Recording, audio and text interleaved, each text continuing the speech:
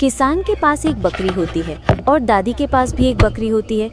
दादी बकरी को अनार खिला देती है तो बकरी बहुत सारा अनार का जूस देती है। किसान भी अपनी बकरी को आम खिलाता है, लेकिन बकरी जूस नहीं देती है और भागने लगती है। तो किसान उसे जूस देने वाली दवा पिला देता है। ज़्यादा दवा पीने से बकरी मर जाती है और किसान फूट फूट कर रोने लगता है। फिर लाइक सब्सक्राइब। दोस्तों, एक कबूतर अपने बच्चों के साथ पेड़ पर घोंसले में बैठा था। बच्चों को भूख लगी थी तो कबूतर बच्चों के लिए खाना लेने वहां से चला जाता है। तभी वहां एक सांप आता है और पेड़ पर चढ़कर बच्चों पर हमला करके बच्चों को मारकर नीचे गिरा देता है। कुछ देर बाद कबूतर वापस आता है। अपने बच्चों को मरा देखकर कबूतर जोर जोर से रोने लगता है। फिर कबूतर गुस्सा होकर सांप से बदला लेने के लिए अपने दोस्त बत्तख से बात करता है। बत्तख और कबूतर नेवले के पास जाते हैं और सारी बात बताते हैं। नेवला सांप से बदला लेने के लिए सांप से लड़ाई करता है और फिर सांप को मार देता है। अब कबूतर का बदला पूरा हो जाता है। फिर कबूतर नेवले को गले लगा लेता है, लेकिन कबूतर बहुत दुखी है क्योंकि इसके बच्चे अब नहीं हैं और इसको कोई लाइक और सब्सक्राइब भी नहीं। ये बंदर रोज फल खाता था, लेकिन अकेला था। एक दिन एक मगरमच्छ आया, कहने लगा मैं तैरना सिखा सकता हूँ। दोनों की दोस्ती हो गई। हर दिन मगरमच्छ उसे नदी पार ले जाता। बंदर पेड़ से फल तोड़कर मगरमच्छ को खिलाता। एक दिन मगरमच्छ की बीवी ने कहा उसे मार दो, उसका दिल लाओ। मगरमच्छ डर गया, लेकिन फिर भी रोते हुए चला और झूठ बोला, चल आज तुझे एक खास जगह ले चलता हूँ। बंदर मान गया। रास्ते में बंदर ने पूछा, तू आज अजीब लग रहा है, सब ठीक? मगरमच्छ ने सब सच बता दिया। बंदर धीरे से बोला, ठीक है ले चलो, मैं तैयार हूँ। जब मगरमच्छ उसे बीवी के सामने लाया, बंदर बोला, मैं हर दिन अकेला था और आज भी कोई नहीं रोएगा, लेकिन मेरी एक शर्त है, मुझे खुद अपने हाथों से मारना है।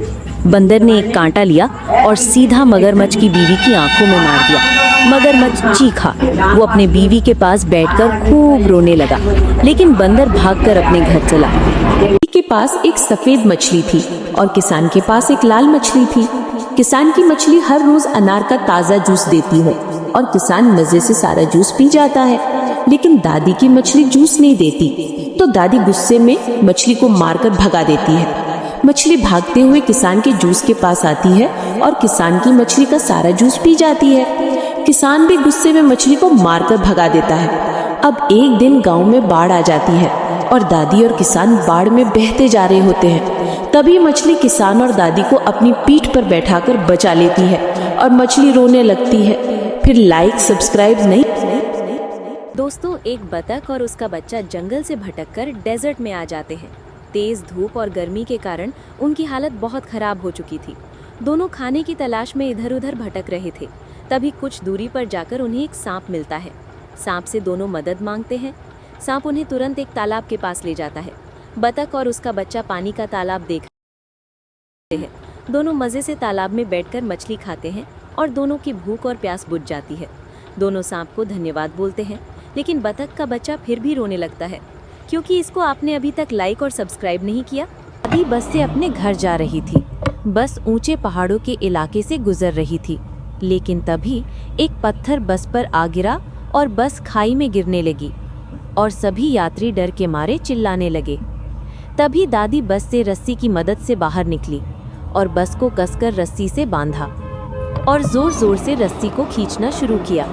फिर धीरे धीरे बस खाई से बाहर आ गई और सभी यात्री सुरक्षित बच गए। लेकिन किसी ने लाइक क्यों? 1 बस पहाड़ों में जाती हुई।